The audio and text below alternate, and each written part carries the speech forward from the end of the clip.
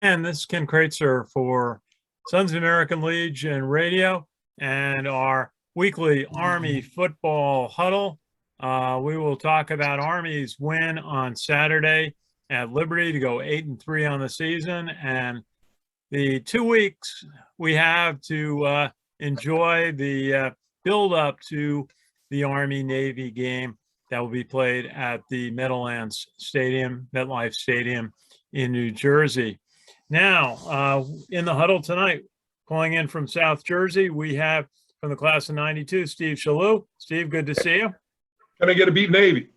Absolutely. And then we've got Sam Houston calling in from the Beat Navy studio in Huntsville, Alabama.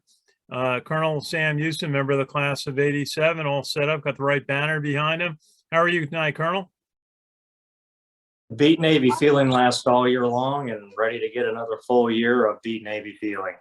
Okay. We're going to give you a chance. And calling in from Pelham, my SAL WVOX partner, Jack McGurk. How are you? Doing very well. Stuffed with Thanksgiving leftovers and ready to talk football.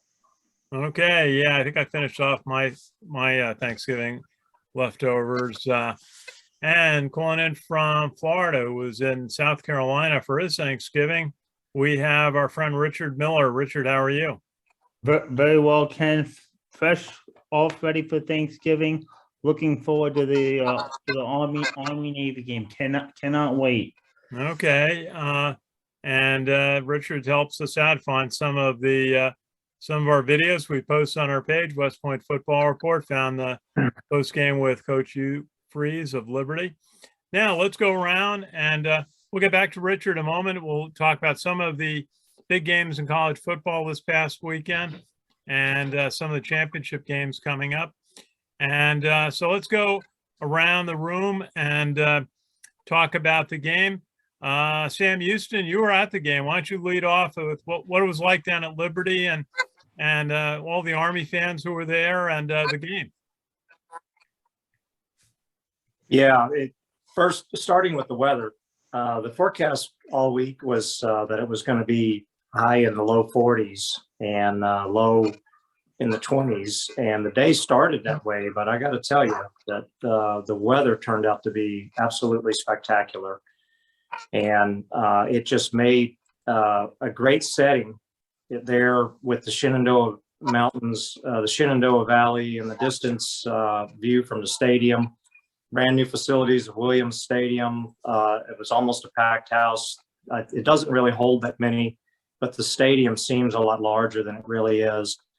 A lot of concern coming into the game, knowing how talented Liberty is as a team, and knowing how Army had played against teams that have run similar offenses this season, such as Wake Forest. So there was a lot of consternation in the air as the game began, but I got to say, from the start, Army hit Liberty in the teeth. Liberty tried to get up. Army knocked them down again and knocked them down again and knocked them down again and knocked them down again. And it wasn't until midway through the third quarter that Liberty finally was able to lift themselves off of the deck and even attempt to swing back. And it was way more of a convincing performance by the Army team than I think even the most optimistic fans were expecting to see. Now, there were a number of Liberty mistakes that you got to question along the way. Why were they continually going for it on fourth down? In Hugh Freeze's post-game comments, he said that he actually admitted that he regretted going for it on fourth down the first time they had the ball.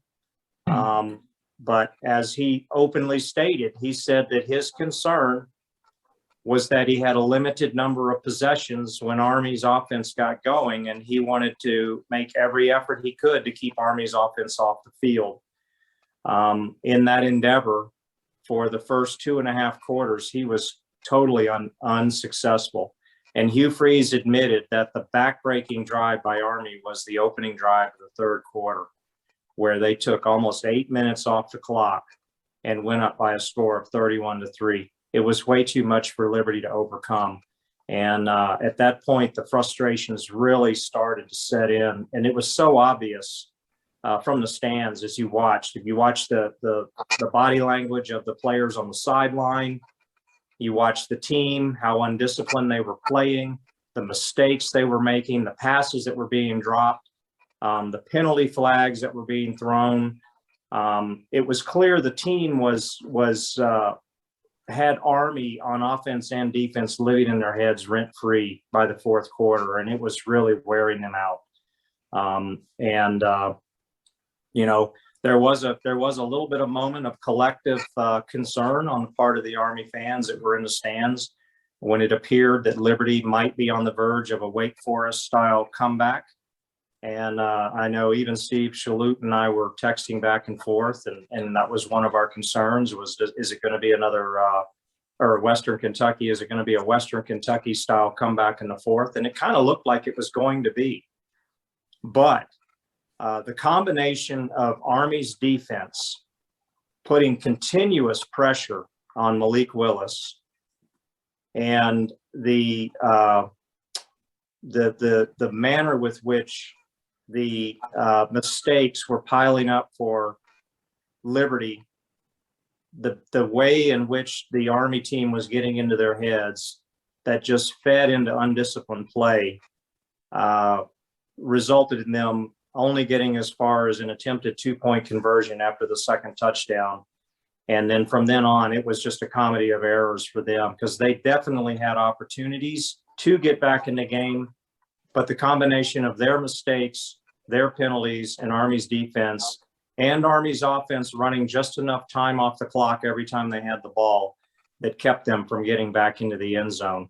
And something that you probably could not see from the ESPN3 broadcast was that it appeared to the Army faithful in the stands that the same type of frustration was lending itself to the guy who was running the scoreboard, as well as the guy who was running the pyrotechnics, because he hit the flame pyrotechnics more than once before it was ready to go. And the scoreboard operator kept forgetting to update the stats for Army, as well as the Army downs and yardage to go every time Army had the offense. And it was kind of goofy. And then that last, was all automatic because it all comes out of one stats page. Yeah, well, he wasn't updating. He wasn't updating the scoreboard. I mean, literally, the scoreboard was not getting updated, and it would be updated after a play. And there was a couple of times where we knew that what down it was because we're football fans. We understand, we've played, we're fans, we know what down it is. And on the scoreboard, it said something completely different. And so, but, the Army faithful were great. I was with a bunch of rowdy Army fans all around me. Patrick Morrison was there, and we got to catch up, and that was really cool. And I got to say, with about 6 minutes to go in the game on, there were way more Army fans left in that stadium than there were Liberty fans because they were hightailing it out of that stadium. They knew the writing was on the wall. The game was over. So it was only that third quarter drive. Of Army's games this season, and I'll finish my opening comment with this, of Army's games this season, that game, Air Force and Georgia State, were Army's 3 best performances from start to finish. Yeah, that's a good way to put it. Although I would say their game at Wisconsin, they played very well. They just couldn't quite get on track on offense. Steve Shalhoub, what's your thought on the game Saturday? Army's 31-16 win over Liberty. Yeah, I was impressed with the way that they came out of the gate. Definitely, he had the intensity we didn't see against UMass. They attacked the line of scrimmage, and they knew that the offensive line of Liberty wasn't up to the task for them, and they exploited that. They had constant pressure. The quarterback was talented, but we also exposed his weaknesses pretty well in the first couple of quarters. He started feeling his oats third quarter going into fourth, but I think it was an all-around good team effort. Offensively, we ran some great plays. You've just felt when we had the ball that if we needed 2 yards or 3 yards, we used, Buchanan for that. It was just a really good all-around team effort, a good tune-up going into Navy. I feel really good about going into Navy with that. And I love watching them win on the road. It hasn't been easy for Army to win on the road in the past. And we were able to do that more frequently. And that confidence builds confidence further down the road in recruiting and everything else with what we do, that we can win on the road, because it gets in your mind when you can't, and we show that we can. So I was very impressed all the way around. Yeah, winning on the road is always the most difficult thing in college football against good teams, and Army came to play and went out to a 24-0 lead in the second quarter, and really held on well, especially with the drive to start the third quarter, when they went the length of the field, and Jacoby Buchanan finished that off with his third touchdown of the game. Jack, what did you see in the game? It was a great game. It was actually a much bigger point spread than we thought it was. We thought it was going to be a little bit closer, but the Army defense just really shut down that star quarterback for Liberty. Jabari Moore, 9 tackles in the game. Eric Smith, 7 tackles. He also had that. Eric Smith had that big 16-yard sack. It was a 4th and 5. And he came with that 16-yard sack. And hell of a game for Jacoby Buchanan. 3 touchdowns, 80 yards rushing, grinding his way down the field. Also, Christian Anderson had that big touchdown pass, 34-yard pass in the first quarter. And it was just a great win for Army. Hell of a game for the defense. And they look more than ready for the Army-Navy game. Okay, and Richard, how did you enjoy watching the game? I just thought watching the game, it was still, the typical same Army team we have seen for all season. The rushing attack leading them to a victory. You get on the board quickly, and this is only in fact the second of a meeting between the two teams, Army and Liberty, scoring on each of their first four possessions of the day. That sets the tone from the beginning. Liberty tries to come back, but they can't. They made it into the red zone for the first time after completing back-to-back passes up the middle. But clearly, this is a win that sets up Army for the Army-Navy game and the impending bowl game. Got to focus on this.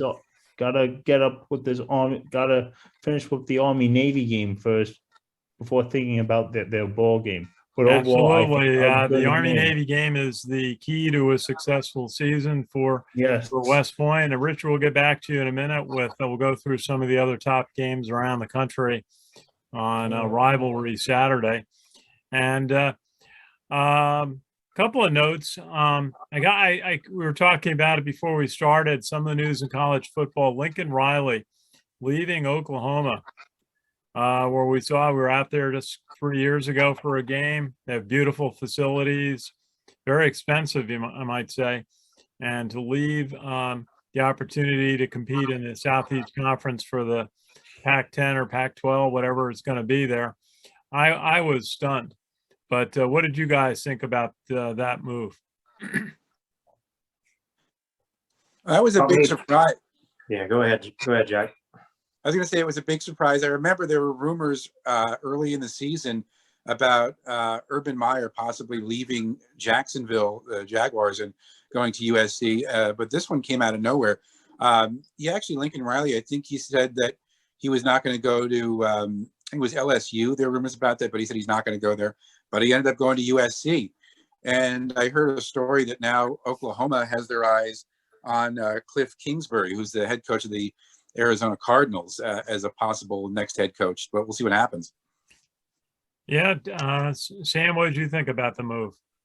Yeah, Jack nailed it. I was listening to on my drive back from my parents yesterday. I when the news broke, I was listening to an NFL game on XM, and I quickly switched over to ESPNU and listened to their analysts pontificate for a while about Lincoln Riley. And it clearly is a move that caught everyone by surprise. You know, even the sports pundits who are most inside on college football moves and pending moves didn't even see it coming. So the whatever subterfuge Lincoln Riley and USC ran, it was highly effective, because the rumor mill was still going that Lincoln Riley was going to go to LSU. And he even came straight out in a press conference the day before the announcement about USC and said, without even being asked, no, I'm not going to LSU. So next question. And but there was no hint that he was even going to go anywhere. So I know this news has to take the folks in Norman by absolute surprise, and coming on the heels of a very rare loss in the Bedlam to Oklahoma State, which was another great game on Rivalry Saturday, but not to get into that just yet. So coming off of that loss, which is stunning into itself for Oklahoma fans, then they find out their young coach, who has been flirting with the promised land with them and has had some Heisman Trophy winners play for the Oklahoma at quarterback, that he's just suddenly up and leaving. And then today, their quarterback announced he's going in the transfer portal. Spencer Rattler is going into the transfer portal. So it's 3 straight days of Oklahoma fans getting, knocks across their face about their team and what's going to happen in the future. So real question marks arise in Norman. But really, I think that once all the press comes out about this and how it came about and how the conversation took place, ultimately, it's going to be about money. And I have to believe that USC is, once the terms of the contract are announced, I have to believe that USC has taken a gamble to make Lincoln Riley the highest paid coach in college football, and to bring him out there to revive Trojan land and get them back up to their winning ways of Pete Carroll, because it's been since Pete Carroll that USC was a contender. It takes time. And boy, having gone out to Oklahoma 3 years ago, they have amazing facilities. The stadium they have, and the practice facility, and everything else that goes with it. They're investing a lot of money in that university. It's very evident. And to leave that to try to revive USC is a chance. But I guess, living in Los Angeles, being the head coach at USC is a pretty good place to be. And so I guess he went for that element. We'll see. It'll be interesting to see what his press conferences are like. The other thing that really stood out is, to me, is David Cutcliffe being fired at Duke. I thought he had done a pretty good job there. He's very well respected. I remember when he came into Yankee Stadium for the Pinstripe Bowl, I guess 3 years ago, and defeated Miami in that game. And, I thought they were pretty solid, but we haven't, I guess if you're not winning at the top, I know they had a rough season this year, but that just was kind of a surprise to me. What was your thought on that, Steve? Yeah, a good coach, it's tough to win at Duke. It's tough to win at Wake Forest. It's tough to win at Vanderbilt, where there are academic standards that are far, tougher than other schools. I keep coming back to the Mannings retiring and now being out of football long enough. Where are their tentacles far enough away that it's not hard to fire David Cutcliffe, because they were tied to the Mannings a lot, and what effect did that have on their retirement? And now it was more palatable to let him go because he hasn't won in a couple of years. I don't know if there's anything there. Maybe I'm a conspiracy theorist on it, but I feel that they needed to make a move. They have been flat for a number of years, and you can only ride it so long. And I mean, winning is it has to happen. It's just too much pressure at that level. Sure. Jack, anything? Richard? I guess the other big news of the day was the announcement on Army's new uniforms they're going to wear for the Army-Navy game. It is a tribute to Army soldiers who, fought in Afghanistan. Hmm. And what did you folks think of that? It looks nice. It looks sort of like a desert camouflage nice. kind of design. Yeah, I like the sort of the classic white. I guess they're wearing gray. The cleats are gray and they've got a lot of nice trim in it. Sam, I mean, you fought in Afghanistan. What do you think about this tribute? Well, it's more than just the pattern of the uniform or anything. It's the significance. The Army team this year on the 20th anniversary of 9/11 is honoring the Army Special Forces, which was the United States first response in Afghanistan after 9/11. The horse soldiers, of which there's a statue at One World Trade Center now that honors the horse soldiers of Army Special Forces who went in and worked with the Northern Alliance and, using a combination of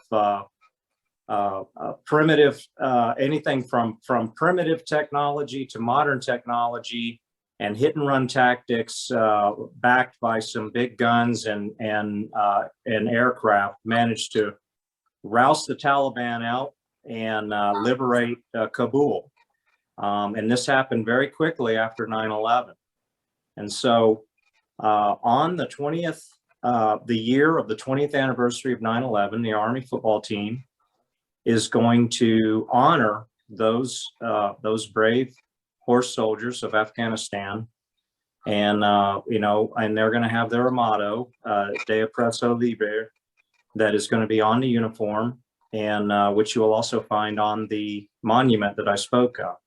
So there's a lot of symbology behind why Army has chosen this as their uniform for this game and what it represents to the American psyche on this 2-decade anniversary of that tragic day back in New York. And for the game to be played that close to ground zero of the World Trade Center, literally you can look from the stadium and see where the Twin Towers once stood and where One World Trade Center now stands.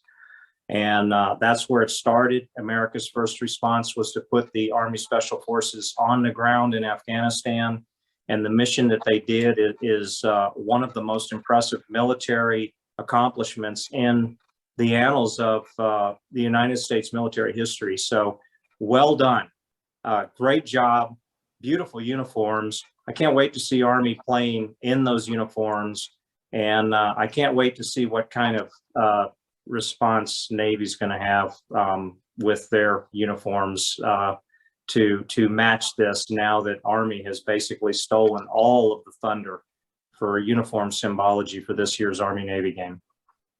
Yeah, well, they had a uniform honoring the Marine Corps that they wore for the Air Force game, and I imagine they may tie into the USS New York. We were talking about it before, made in with World Trade Center steel incorporated into its bow, and a very proud ship for everyone from New York. The commissioning was a huge event about 10 years ago on the west side of Manhattan.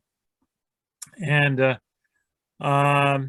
so anyway, let's go to Richard and go through some of the big games that we had across college football this weekend. Richard, let's take it a little slower tonight. Maybe we'll talk about a couple of the games. Certainly some big ones. Okay. As far as the games were in college football, excuse me, I got it up here. College football's top 25. Number 24, Houston improves to 11-1, 45-17 over Connecticut. Connecticut is now 1-11. The Michigan Wolverines get a huge win. Probably Jim Harbaugh's biggest win at Michigan, 42-27 over Ohio State. It's Ohio State's second loss of the season. Michigan improves 11-1. Yeah, that was something, and a little bit of snow. 111,000 people at it, and Michigan finally broke through to beat Ohio State. And do we see them now being in the college football playoff? I'm sure there's going to be talk of it. You know, Ohio State's out, and Michigan is now. We'll see what the next BCS announcement is all about, but I wouldn't be surprised to see Michigan bump into the top 4 after that win. And actually, you know, you called it, Ken. You're the one who picked Michigan. None of us did. They really did. Not only did they beat Ohio State, they went out and they knocked Ohio State into the dirt. And it was just not expected. Much like Army's win over Liberty, they just knocked them into the dirt and never let them get up. Okay, Richard, tell us about some more games. Okay, number 8, Baylor, 27-24 with Texas Tech. Texas Tech is now 500 at 6-6, while Baylor goes to 10-2 on the season. The number 1 team in all of college football, the Georgia Bulldogs, 45-0 over the Georgia Tech Yellow Jackets. The Bulldogs take a huge bite everything out of the Yellow Jackets, 45-0. The Wake Forest Demon Deacons, 41-10 over Boston College. Boston College is now 6-6 on the season. Number 18 Wake Forest is 10-2 on the season. Just a second, Richard, on that one. What does everybody think about Sam Hartman? He's had a great season for Wake. I actually filled out a Heisman ballot today, one of the fan ballots, not one of the association members' ballots, but I did vote for Sam Hartman. I mean, he's one player that we saw up close and personal this year. Well, I'd say that you know, I only look at it through the lens of Army and who Army has played this year. The big 3 quarterbacks that Army has faced this year were the quarterback from Western Kentucky, whose name escapes me again. I don't know why. Sam Hartman from Wake Forest, and Malik Willis from Liberty. And I'll tell you straight up, the 2 best quarterbacks by far that we faced, that Army faced this year, were Western Kentucky's quarterback and Sam Hartman. Because those 2 guys, they're ballers and they run their offense really well. How much that RPO translates into the type of reads and schematics of pro football remains to be seen. But from an RPO perspective, those 2 guys definitely have had seasons for the ages. And Sam Hartman, in my opinion, definitely should be in the Heisman talk for sure. Yeah, Bailey Zapp is the quarterback of Western Kentucky, 381 for completions out of 532, 4,600 yards, quarterback rating of 171, 48 touchdown passes. Sam Hartman has a rating of 156, 3,400 yards. He probably played a tougher schedule and had 31 touchdowns. And Malik Willis was a 155 rating. 170 out of 269. The dimension that Willis brings is that he runs the ball. And the Army defenders in the postgame were saying how hard he was to tackle, that he could make all the quick moves to avoid tackles and the foot speed that he had. But I'm curious to see how the pro scouts evaluate these folks. But boy, Bailey Zapp had touch, and so did Sam Hartman. So we'll see. Richard, go ahead. Okay, we've got number 8 Baylor, 27-24 over Texas Tech. Texas Tech is 500 at already read that. Wake Forest 41-10 over Boston College. Boston College 500 at 6-6. Wake Forest is now 10-2 on the season. North Texas all over UTSA, number 22 in the country, their first loss of the season, 45-23. And a quadruple overtime game in Auburn, Alabama. The Alabama and Auburn The game finishes in a quadruple overtime 24-22 victory for Alabama. They go to 11-1 on the season. Number 11 Oregon Ducks 10-2 now on the season, defeating Oregon State, who is 7-5, 38-29. Oregon improves to 10-2 on the season. Number 12 Michigan State gets by Penn State. Michigan State is now 10-2 on the season. 30-27, Michigan State picks up the victory. It's their 10th win of the season.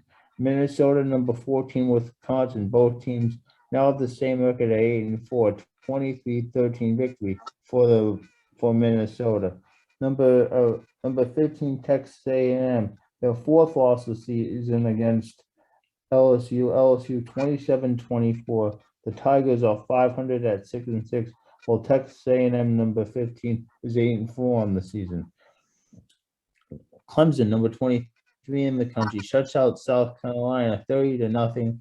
Clemson improves to 9-3 on the season, while South Carolina goes to 6-6 on the season. Oklahoma and Oklahoma State. Oklahoma State an 11-1 record now with a 37-33 victory over Oklahoma. The Sooners go to 10-2 on the season. Number 17, Pittsburgh, 10-2 with a 31-14 victory over Syracuse. Syracuse is now 5-7 on the season. Number 6, Notre Dame, 11-1. Does this move them up? A 45-14 victory over Stanford. Stanford is now 3-9 on the season. Number 13, the BYU Cougars defeat the USC Trojans 4-7 on the season, 35-31. BYU gets the victory. Boise State and San Diego State. San Diego State a 27-16 victory over Boise State. San Diego State's 11-1, while Boise State's 7-5 on the season. Number 16 Iowa 28-21 victory over Nebraska. Nebraska is now 3-9 on the season. Number 16 Iowa gets their 10th win only against 2 losses. Number 25 Arkansas Razorbacks 34-17 over Missouri. Missouri is now 500 at 6-6, while the Arkansas Razorbacks improved to 8-4 on the season with that victory. The number 4 Cincinnati goes to 12-0, 35-13 over East Carolina. East Carolina is 7-5 on the season, while Cincinnati goes to now 12-0 on the season. Number 19 Utah defeats Colorado 28-13. Utah is now 9-3 on the season, while Colorado goes to 4-8 on the season. Not much of a rivalry game for Colorado to end the season with. I mean, those two schools are probably 500 miles apart.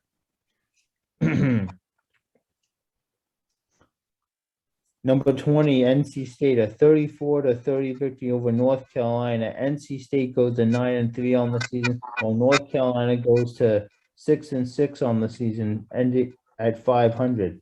And number 9, Ole Miss, a 31-21 victory over Mississippi State. Mississippi State is 7-5 on the season. Ole Miss is now 10-2 on the season. Okay. Very good, Richard. Thank you. You know, we got to go back to that Auburn Alabama game. Sam, I know you were following that pretty closely. You thought Auburn would prevail on their home stadium, but 4 overtimes. Wow. I'll tell you on that game alone that the BCS breathed a big sigh of relief to watch Alabama win that game, because they were going to have to make some tough calls this week. And there's still some tough calls coming up with Georgia, Alabama, and how do we round out this top 4? It's got to be tricky. It's got to be really, really tricky this year. And they're going to have to earn their keep on that. Crazy how that game ended up. Well, are we pretty confident now that if Cincinnati wins its American Conference playoff game, championship game, that they're going to be in? Yes. Yeah, I think so. But their championship game is not going to be a cakewalk, because Houston has been playing really well. And so it's going to be a real test. But if Cincinnati is able to, mission complete, go undefeated, wrap it up by beating 10-1 Houston, I think they punched their ticket. But, back to the Auburn-Alabama game, really, that was for 58.5 minutes of the game, that was Auburn's game. They had to game one. 1 minute and 30 seconds left in the game. Alabama with no timeouts and 97 yards to cover just to tie the game. It's almost inexcusable that Auburn managed to allow that to happen. And I was listening to the game on Sirius XM because I had just been talking to you there, Ken. And yeah, the second Alabama scored that touchdown and tied it, I immediately announced then the game's over. Alabama's going to win this in overtime. However many overtimes it takes, Alabama's going to win it, because that touchdown drive took so much, not only out of the Auburn team, but out of the Auburn fans in Jordan-Hare Stadium when they were that close to victory in the Iron Bowl. So they're still talking about the game here in Alabama. I mean, I've got friends of mine who are still texting me about it. Can you believe that game? And I'm like, no, you know what? I can't believe that game, but I guess I got to believe it because it happened. But there were some really great rivalry games. North Carolina State. Great. The finish of that game was for the ages. My God. North Carolina was up 31. North Carolina was up by 10 points with less than 2 minutes to go in a game. And North Carolina State ends up scoring 2 touchdowns in 26 seconds, including an onside kick. Wow. And, I'm so they happy got for the my onside dad. kick and then they scored right. How'd they do that? Well, North Carolina kicked a field goal to go up by 10 points. And at that point, I texted my mom because by then I was up in Lynchburg and I had the game on the TV. I texted my mom because I knew my dad was hunched over that TV watching. And I said, I don't know what it is about North Carolina State, but they are snake bit by Carolina. And I got to say, it's over. And just as I set the phone down, there was a blown coverage and State completed a long touchdown pass down the sideline. Now, they still got to do an onside kick because, that's their only hope. So they did as basic an onside kick as they possibly could, straight down the middle of the field, right between two of the hands teams who were acting like they had their hands in their pockets. And NC State got the ball. And they drove right down the field, scored another touchdown, took the lead, and closed it out. And good gracious, what a crazy game. What a crazy finish that was. I think that was the best finish to any of the rivalry games that happened. But the Bedlam, Oklahoma State was another fantastic rivalry game. Yeah. And I got to hand it to Oklahoma State. They tried to give it away in the end, but when Spencer Rattler took off on a 50-some yard scramble, and just a game-saving tackle push out of bounds, it kept him from going all the way to the house, and that game would have gone the other way. So it was a great rivalry, but there were also some rivalry blowouts, like Clemson, South Carolina, for example, or Tennessee, Vanderbilt, or games that just were not entertaining whatsoever. But there were some really good and very entertaining rivalry What was the games. final on Tennessee, Vanderbilt? Was it? Is 40-something to 21, something like that. Vanderbilt had a tough season again. Yes, they did. The private universities are struggling in the SEC and the ACC.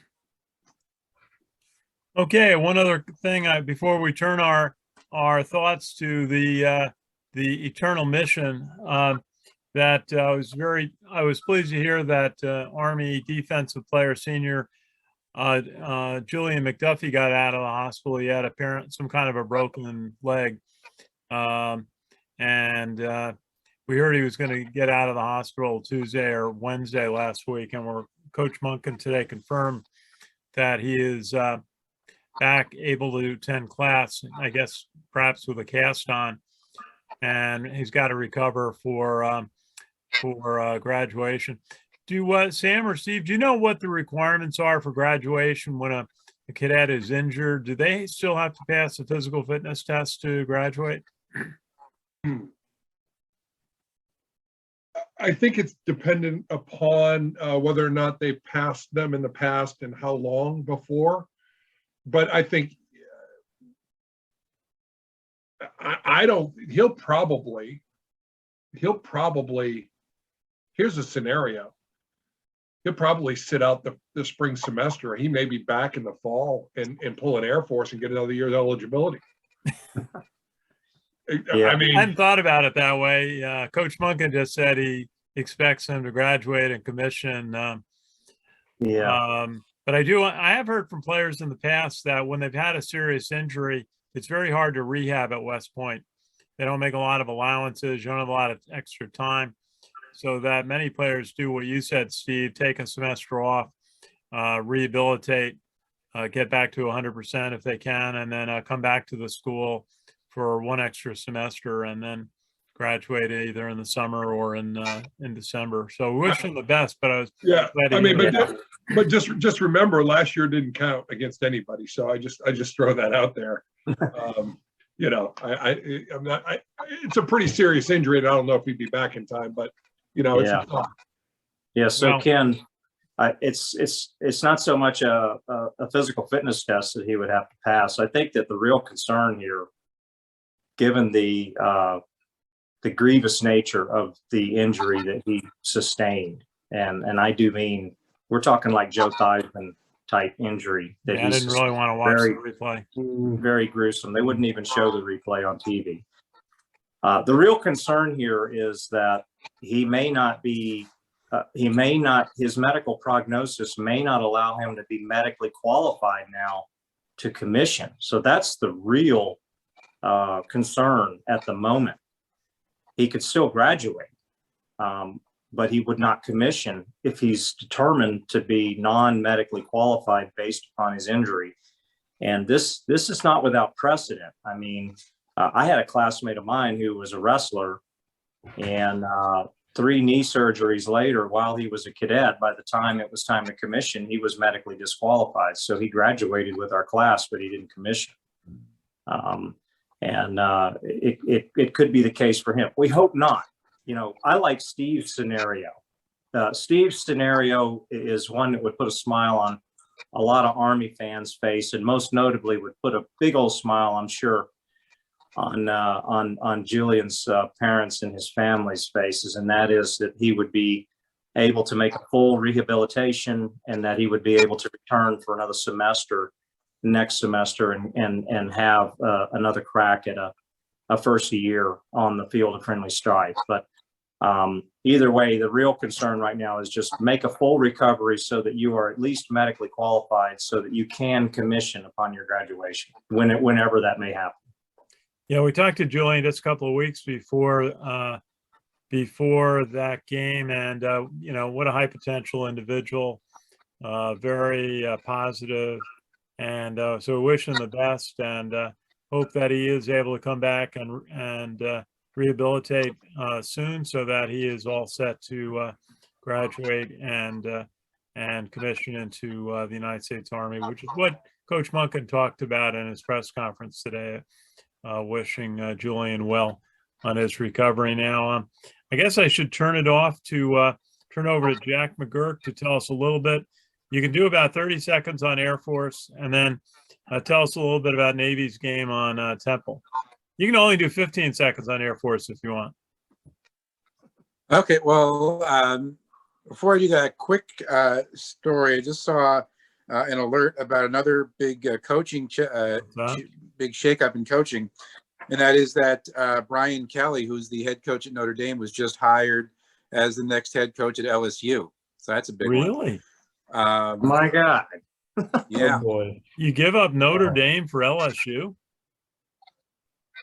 Mm-hmm. You know, how much more money? Well, I mean, maybe LSU's emptying the bank for that. But that's startling. Well, I mean, he was a lame duck. He was lame duck at Notre Dame anyway. Even when I was, I saw they're 10-2, 10 and what were they? 11-1, 10-1. Well, they were 11-1. yeah, Oh, why was he a lame duck? when I went out to the game, I was with some of some pretty prominent boosters, and they talked about that they were not renewing, and I think next year was going to be his last year. What was it they didn't like? I don't think I think it was a mutual thing. Well, that means the reputation of Notre Dame in the past has been they don't pay the highest salaries. Yeah. And may not have been willing to go $10 million a year. I don't know what he was earning, but and they talked about it as if it wasn't a secret, and it was pretty well known that I think after the end of next year that he wasn't coming back. I don't know. It could be a big drop off in Notre Dame football for a while, unless they can hire another. You never know how a coach and a school are going to fit together. Mhm. And it takes a while because you got to recruit. And Jeff Monken said, it takes 2 years. 2 seasons to get the players in, give them a chance to play before some of them that you recruited start being sophomores and juniors when it starts to get better. And we'll see. That's startling. This coaching carousel just keeps moving along. That may be the reason why Coach was getting his confirmation. Just kidding. Well, you never know. Skip Holtz just left Louisiana Tech, so maybe Lou's son is going to come back with the presence of Lou giving him advice in his ear to take over the Irish again. Remember how hard it was to replace Lou Holtz at Notre Dame? How many coaches did they go through before they had consistent success? How many coaches did they go through before they even found Lou Holtz? I remember when Jerry Faust was going to be the savior of Notre Dame. Well, that's what I'm thinking of. They've gone through a lot of coaches. It's hard to find the combination of coach, players, and college president. Jerry Faust was 81 to 85. What's that, Richard? Jerry Faust was 1981 to 1985, 30, 26, and 1. Yeah, and he was brought out of one of the top high school programs to be the coach. They tried to hire Mola High School in Ohio. What school? Mola High School in Ohio. You got it. They thought hiring somebody from one of the top Catholic prep schools would be a good idea. So I know I'm going to just go out on a limb here and say who's not going to be Notre Dame's next coach. Drum roll, please. It's not going to be Jeff Monken. There you go. Okay, well, we'll say you heard it from Sam first. I don't know if they would go for a coach. See, the whole thing with Coach Monken is some schools feel like he's an option football coach and couldn't coach a broad offense, a pass oriented offense, but. Like he talked about it today, he answered a reporter's question, I think it was from Ken McMillan, about keys to success. And he said, just what I describe about him, it's getting all 150 members of the football team, players, coach, and staff, all committed to doing the best every single day and getting athletes who are maybe not the best, in the absolute best in the world, to do the best they possibly can. And he talked about strength and conditioning, and so we'll see. But I don't know. Would Coach Monken have interest in Duke? That's not. I don't know. Well, here's my take on Duke. And I know for some of the folks in the All Academy Forum who watch our huddle. I'm just going to give you my perspective, which is why I have not chimed in on the thread that's on there right now about Duke. I do not think Jeff Monken is going to go to Duke, and there's several reasons for that. Duke doesn't want Jeff Monken. Duke has had success against Army with David Cutcliffe, and this is one of the reasons. David Cutcliffe has been, with the exception of one game that I can think of, he's had a lot of success beating Army. And so on the basics of the educated elite at Duke, you would say, why would we hire a coach whose system we beat repeatedly with David Cutcliffe? And another reason is because they've got their eyes on some other folks. And I think that probably the top candidate, from Duke's perspective, why it's not going to be Jeff Monken. I think they have their eyes on either Mike Houston at Eastern Carolina, who had a lot of success at James Madison, and they would like to bring him in, or the head coach at Charlotte, whose name escapes me. But these are local guys. They're very familiar with the North Carolina markets, and they have local name appeal, and they don't run triple option football. Now, from Jeff Monken's perspective, if everything that I hear about Jeff Monken is true about, and of course, Steve Shalhoub, he's closer to the fire here than I am. But if everything that I hear about Jeff Monken is true, about how, his wife's a Southern girl, he wants to get into a Power 5 team, he wants to get moved back south, he wants to have an opportunity to compete for conference and possible BCS playoffs. Duke's not the team, no more than Kansas was. Duke is not the team to do it. Duke is simply not a football team or football school, and they're not going to be. They're always going to be a lower tier school in the ACC. And I really don't care who the coach is. They may have successful seasons, but they will never compete consistently for either the ACC championship, much less the BCS. And I do not think that that's the environment that when all these rumors about Jeff Monken circulate about where it is that he hopes to land, that Duke fits the criteria of something he'd be interested in.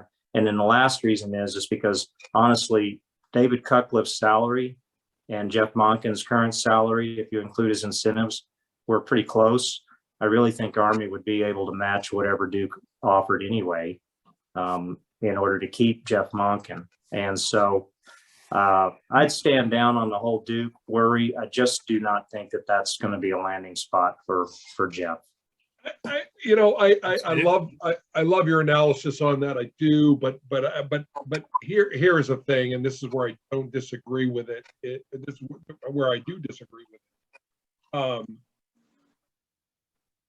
The next stop for, let's say, a Coach Monken isn't the final destination. I mean, if you look at Franklin at Penn State, he was successful at Vanderbilt, not at a national championship level, but he made a ton of progress. And if you can do that in a type of program like a Vanderbilt or a Duke, you now can show your ability to move to that ultimate last step, which would be like a Penn State. So, I think the next step for a Coach Monken, and I hope it never happens, but it would be, I think, a Duke or a Kansas. And if you can turn that into a 7-win team and get to some bowl games, making chicken salad out of chicken poop is going to put a lot on your resume to take you to the next level. And I think that is ultimately, a really good step. Now, in terms of Notre Dame, I mean, I think Cincinnati's coach is square, right there in the crosshairs for that job. And and the people that I've talked to, they say that he's got an out in his contract saying, if Notre Dame comes a calling, I'm out. So, and he's going to go to a national championship Final Four, even though I don't agree with it, but he will be. I mean, I think I think he would be the natural fit at Notre Dame. So I think Duke would be a good fit for Coach Monken, with the possibility of turning that around and getting to, let's say, an Oklahoma job in the future. So that's where I feel on that. Maybe folks at Oklahoma were going to want to talk to him. They certainly made an impression on those 70,000 people out there a couple of years ago. Sure. Yeah. There's one other perspective that I'll just throw out there, and that is the perspective of Monken's mentor, Paul Johnson. And Paul Johnson had that next stepping stone at Georgia Tech. And what never became of Paul Johnson's next stepping stone at Georgia Tech is no one else ever came a calling on him. So, and he did turn Georgia Tech around. And so I don't know to what extent. I know that both Jeff Monken and Coach Niumatalolo still get a lot of mentorship from Paul Johnson. And you know, whatever conversations they're having is between them and them alone. But I sincerely hope that Paul Johnson is looking back in his brain housing group into the memory data banks and looking at his decision to leave Navy and thinking that maybe I should have just stayed at Navy, because if I had, I'd be the greatest in Navy's history. And that he's advising Coach Monken the same thing. Stay at West Point, let them provide you, let them provide for you, be competitive, put your name out there, but only to be competitive in salary. But you stay at West Point, you will not have discipline problems that you will have at major colleges. You will not have the academic problems that will beset your team. And you will not have the problems with the boosters and everyone else that you have to deal with in politics at major schools.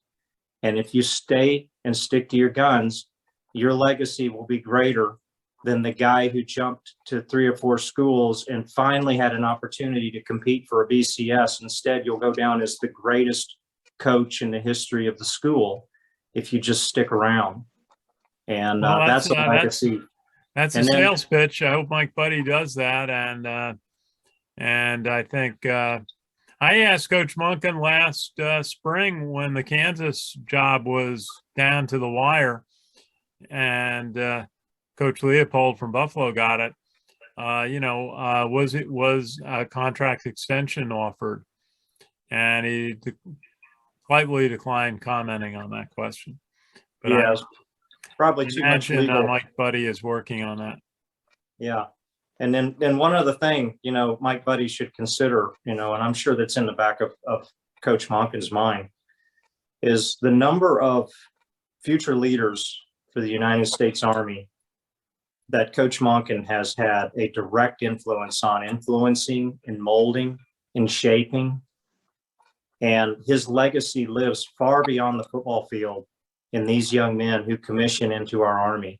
The leadership that he teaches those men on the field, the last of the hard mentality. That's the kind of leadership that our Army needs. We need people like that who buy into that type of a system. And if Coach Monken stays at Army, think of how many generations of leaders he will have had a direct influence on shaping and molding and fulfilling and playing a part in the mission of the United States Military Academy, way beyond what anyone would even conceive. So again, hey, there's a lot at stake here, and there's a lot of coaching openings in the carousel. There's a lot of juicy looking possible landing spots with big contracts, but there's only one United States Military Academy at West Point. And there's only one person who can be the head coach for that institute at any given time. And that one person plays a huge role in the leadership development of so many young men who go in to serve our Army. And Monken is the right person at the right time, at the right place. And I hope he stays. We're going to send this video straight to Coach Monken so you can hear the pitch from Colonel Sam Houston. Okay, we're going a little late tonight with good discussion. Why don't we started to give Jack a chance to talk about Air Force and Navy last week. And let's let Jack finish up that report.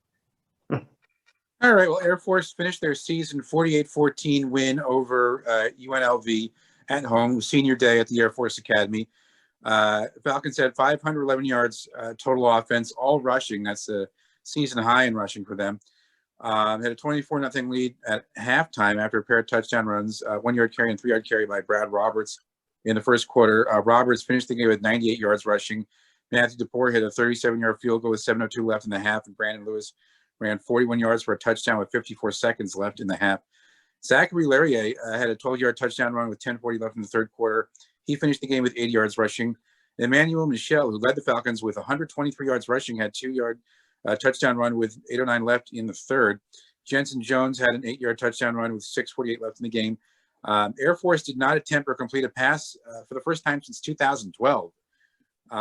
Trey Bug III led the team with 9 tackles, but the Falcons are finishing their season with a 9-3 record, 6-2 in a conference. Very and good. now they're just going to sit tight and see what happens with the if they get a bowl game. Yeah, they'll get a bowl. Talk about the Armed Forces Bowl. Okay, let's get to Navy.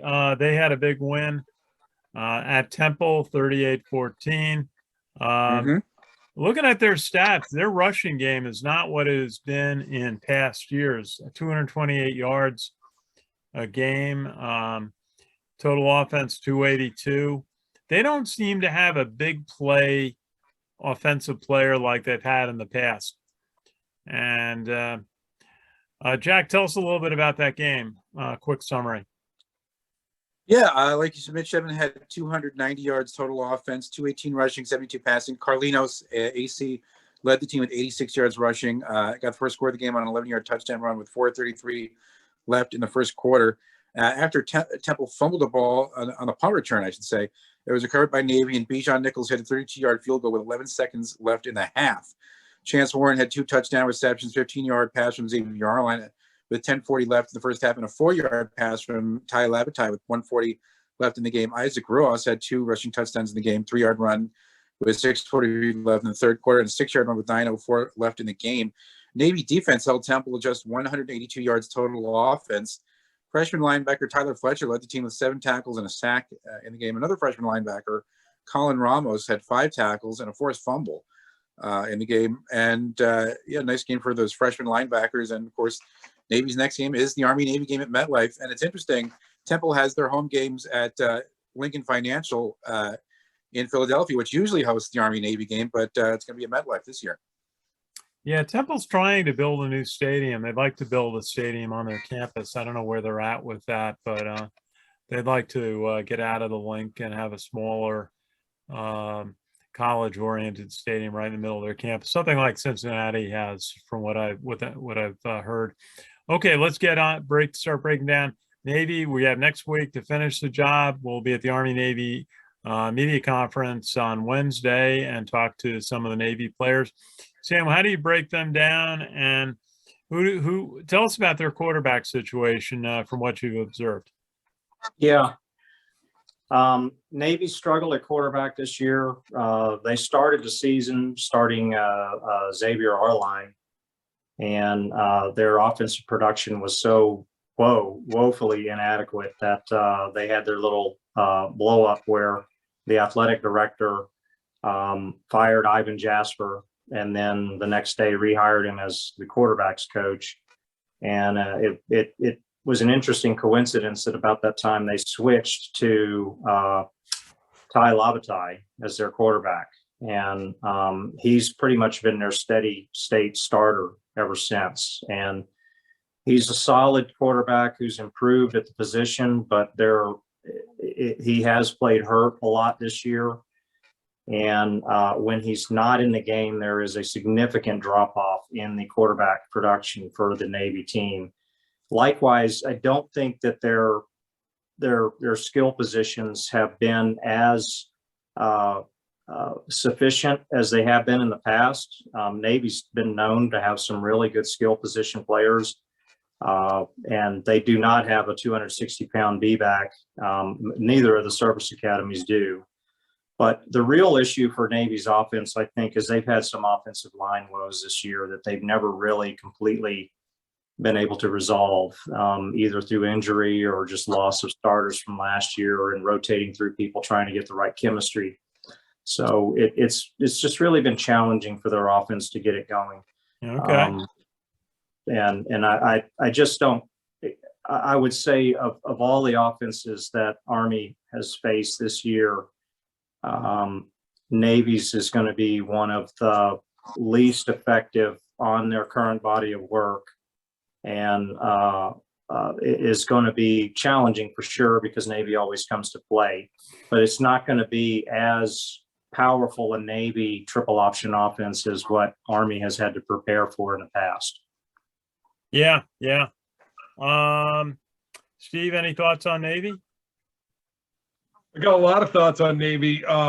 In terms of pure size, they'll be one of the smaller defenses that we're going to face all year. They're about 260 across the front and get outside linebackers, and you know, I think we're probably a little bit bigger on defense than they are, and a little bit more athletic. Minus, you know, I hate to say it, but, you know, their middle linebacker play is probably as good as you're going to find, and we've got good middle linebackers. But you know, Fago is a class of himself, and I'm going to celebrate when the game's over that I'm not going to see him again because he is such a just an intense player that doesn't stop. He's got a motor that doesn't stop. So, I mean, I think we'll match up really well against them. I think Air Force manhandled them. I don't want to be too cautiously optimistic on our ability to do that, but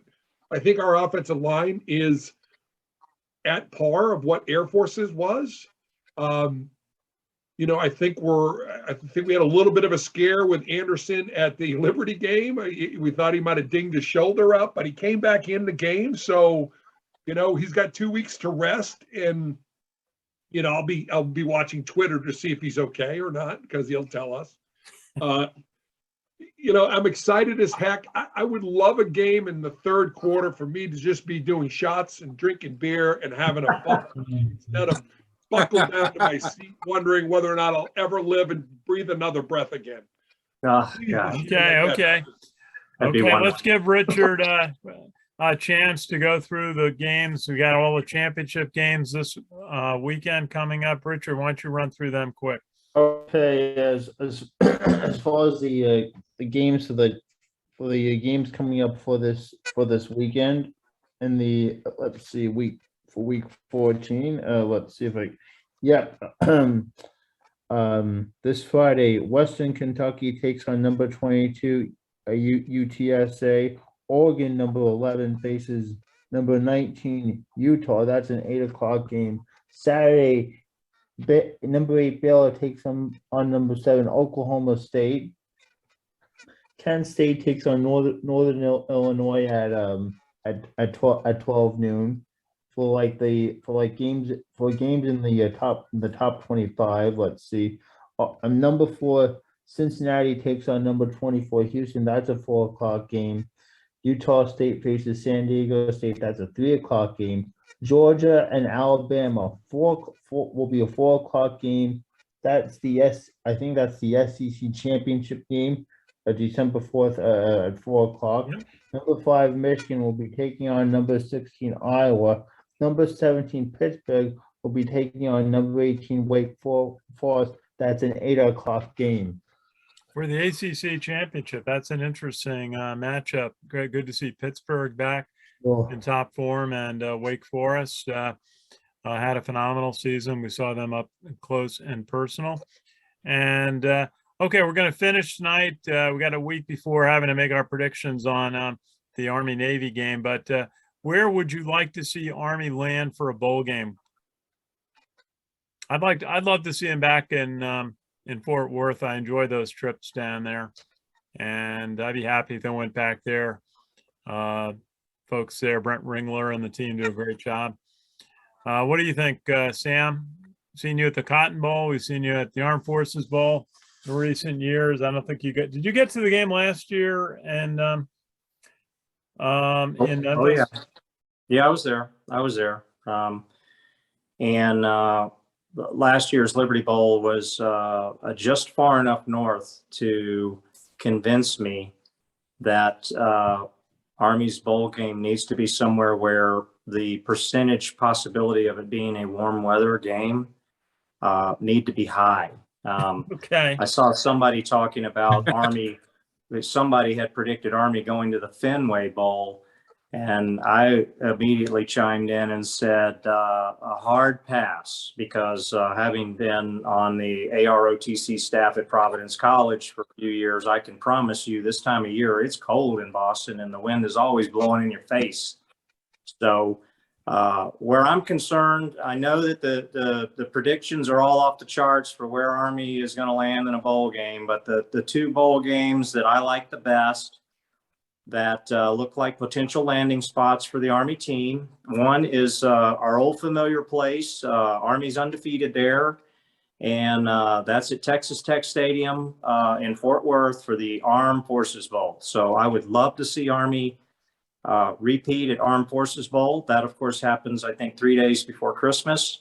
A good date. And Good date for a game. then the other game that I would not mind in the least seeing Army end up in is the First Responders Bowl, which is in Dallas, and it falls, I think, 3 days after Christmas. So, those would be my two front runners for Army. I think that history shows that Texas bowl games with Army draw a lot of fans because there are a lot of Army fans in Texas.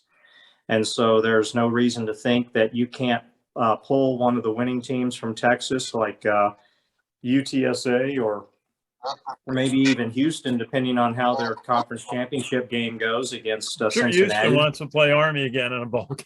I thought about that. Well, how about a rematch of Houston and Army in the Armed Forces Bowl? I'm sure Houston would love to have another opportunity at that. But from a Texas perspective, you'd have a packed stadium for sure.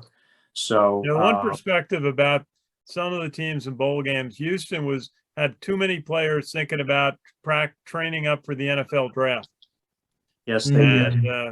Their And they team had just too did much not look trash ready to talk. play. Way too much trash talk before the last bowl game, the last Armed Forces Bowl against Army, about how they felt they had been dissed in the bowl and the competition wasn't up to speed for them and everything else. And so it created a perfect storm for them to get wiped off the face of the earth and their coach to get fired. So, Yeah, I was talking to their coach before the game. He was a former Texas star quarterback, and I felt bad on that front. But I'll never forget at the post game, there's a reporter who asked Coach Munkin, what was the final score, like 70-10? And asked Coach Munkin, Coach, why don't you pass a little bit more? yeah, it's a great question. Great. Analytics. The answer, analytics. Anyway, Steve, any thought? And we got a break. We're about 20 minutes over time today. Yeah, I'll wait until after the 5th to talk about it. Armed Forces Bowl will be great. The other possibility, which is pool versus pool, is the Gasparilla Bowl down in Tampa. And it wouldn't be bad. Yeah, that all will be announced on Sunday afternoon. So we'll be ready for that. Hey, just want to remind people listening, West Point fans, that the West Point Band has its holiday show Saturday and Sunday, performances at Eisenhower Hall, 2:00 each day. A wonderful show. Go to their website, make a reservation. It's free. It's like going to Radio City. We love to feature and promote the West Point Band. We've been at so many great events that they've performed at over the years, and the holiday show at Eisenhower Hall is just tremendous, and it draws a big crowd. So just go to their website and check the details on making a reservation, and check out the parking. And I do always, as with everything else at West Point, plan on getting there a little bit earlier than you think. Okay, guys, thank you. Anything else before we break? Okay, well, we'll look forward to next week. I was going to say another bowl game that it might be fun to see Army play in is the Pinstripe Bowl at Yankee Stadium, because it's not too far from West Point, and might get a nice crowd there. I agree. Well, actually, Richard, I'd rather go to the bowl in Tampa because we might be able to get you to the game. Oh, yeah, the Pinstripe Bowl. It's cold weather. It's generally gets about 20,000 people, and we'll see. The cadets aren't home, We'll see. I think, a bowl in Texas would be a good fit for Army. I know that a lot of it depends on where ESPN can fit Army, because most of the bowl games are committed for both sides of the game. Both opponents are committed based on places in different conferences, and Army usually fits in when a particular conference can't fulfill a bowl obligation because they don't have enough teams that are bowl eligible. And I know that's what's happened a couple of years. Boo Corrigan used to talk about sweating it out the night before, trying to fit Army into one of the games. And, last year it took, what was it, Tennessee deciding they didn't want to play in the Liberty Bowl for Army to get an opportunity when the Independence Bowl was canceled because they couldn't find an opponent to play Army. Okay, gentlemen, thank you all. Thank you, Colonel Sam Houston from the Beat Navy Studio in Huntsville, Alabama. Jack McGurk from Pelham, great to see you. Richard Miller from Florida, thank you, and thank you for your help with on finding coaches videos. And Steve Shalou from South Jersey, class of '92, thank you for your insight. And I was closed by thanking the 2 million veterans of the American Legion, who we proudly represent, and the 330,000 members of the Sons of the American Legion who are serving America's veterans. So we'll look forward to getting closer to the Army-Navy game. We'll be at Army Media Day on Wednesday. And thank you, everybody. Thank you for watching. We'll see you again next Monday night. Take care.